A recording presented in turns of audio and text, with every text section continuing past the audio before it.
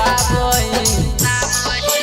करिले हमरे से ब्याह छौड़ी सुख पैमाही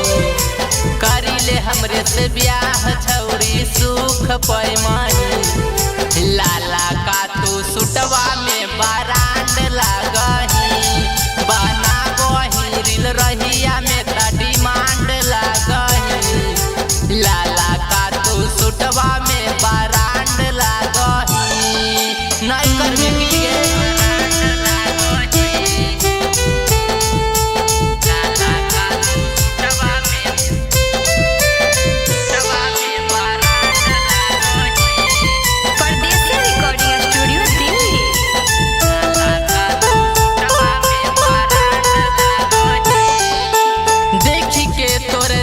होई गेलियो पागल के निंदिया लेनही जुराई हमर रहयौ रात भर जागल के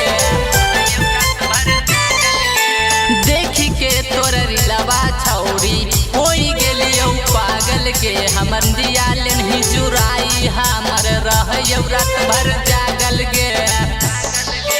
बिकी चंदन के राह विचारे कास लागही